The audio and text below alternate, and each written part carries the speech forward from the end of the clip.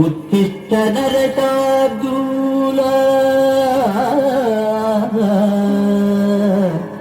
కర్తవ్యం దైవమాంగికం. భక్తుల ద్వారా తన లీలలను ప్రదర్శింపజేసి ఆ భక్తులకే దైవత్వాన్ని అందించిన భాగవతోత్తముడు శ్రీ మహావిష్ణువు.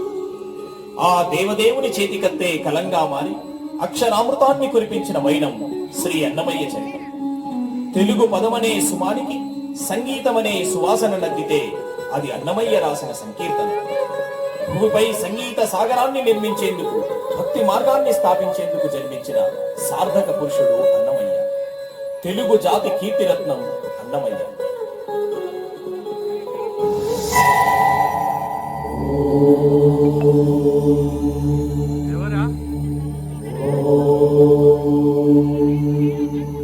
తెలుగు పదానికి జన్మదినం, ఇది జానపదానికి జానపదం. ఏడు స్వరాలే ఏడు కొండలై కలసిన కలియుగ విష్ణు పదం. అన్నమయ్య జననం, ఇది అన్నమయ్య జననం, ఇది అన్నమయ్య జననం.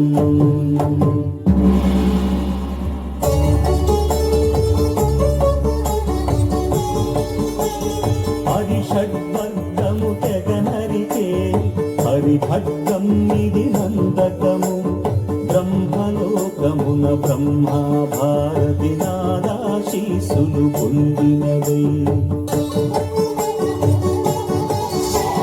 శివలోకమున చిద్విలాసమున భ్రమరుధ్వనిలో గమకితమై.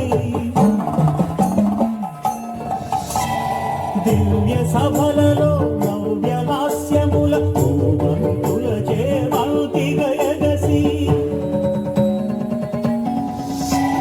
నీరద మండల నారద తుంగుర మహతీ గానపు మహిమలు తెలిసి.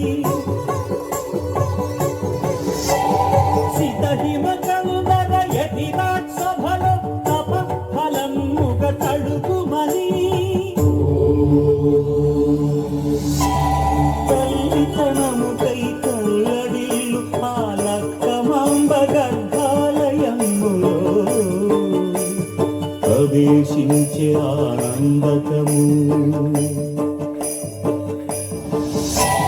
నందనానందకారకము అన్నమయ్య జననం, ఇది అన్నమయ్య జననం, ఇది అన్నమయ్య జననం.